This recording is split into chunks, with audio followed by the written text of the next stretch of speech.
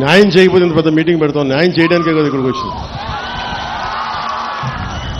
కాకపోతే ఒకటి చెప్పాను, పారిశ్రామికవేత్తల్ని ఎవ్వరు కూడా రాజకీయ నాయకులు దయచేసి మీకు న్యాయం చేస్తామని చెప్పి మిమ్మల్ని ఎగదోసి పబ్బం గడుపుకుంటే మీరు దయచేసి అలాంటి వలలో పడగండి.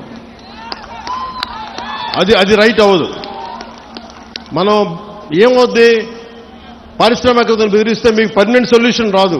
మీ అందరికీ తల 10,000 25,000 పడేసి నాయకుల కింద ఇచ్చేసి చేతులు దులుపుకుని వెళ్ళిపోతాను. నేను అలాంటి చేయడానికి రాలా, అలాంటి నేను చేయను. అవసరమైతే ముప్పాడులోకి వచ్చి మీ చేత తిట్లు తినడానికి సంసిద్ధంగా ఉంటాను తప్ప నేను అలాంటి బ్యాక్ డోర్ పనులు నేను చేయను. సో అందుకని మీ అందరికీ మీరు నా మీద నమ్మకంతో ఉండండి.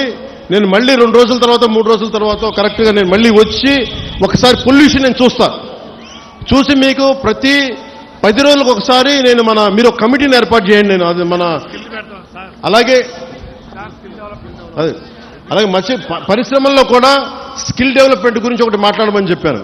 ఉపాధి అవకాశాలు ఇవన్నీ కూడా నేను మాట్లాడతాను. కాకపోతే ఇది ప్రిలిమినరీ మీటింగ్, మొదటి మీటింగ్ ఇది. నేను ఇక్కడికి వచ్చింది, మీరు భయపడకండి, మీ సమస్యని సంపూర్ణంగా అర్థం చేసుకున్నాం. ఒక డిప్యూటీ సీఎంగా కాదు, ఎమ్మెల్యేగా కాదు, మీలో ఒకటిగా నేను ఉన్నాను అని చెప్పడానికి వచ్చాను ఇక్కడికి. అందుకని 3 రోజుల తర్వాత వచ్చి మీకు time to time deputy CM పేషీ నుంచి మీకు మీడియా దగ్గర నుంచి మన నాయకుల దగ్గర, కూటమి నాయకుల దగ్గర నుంచి అందరి తరఫున మీకు తెలియజేస్తాం. ఏమాత్రం మీకు కోపం ఉన్నా తాపం ఉన్నా మీరు దెబ్బలు తినడానికో మీ చేత తిట్లు తినడానికో నేను సంసిద్ధంగా ఉన్నాను. నేను ఎక్కడికి పారిపోను, ఇక్కడే ఉంటాను. ఇది మన నేల, ఇది మన ఊరిది, మనం ఎక్కడికి పారిపో, ఇక్కడే ఉంటాం. సో మనస్ఫూర్తిగా మీ అందరికీ ఈ భరోసాతోటి మీరు నాకు ఒక 3 నెలలు సమయం ఇవ్వండి.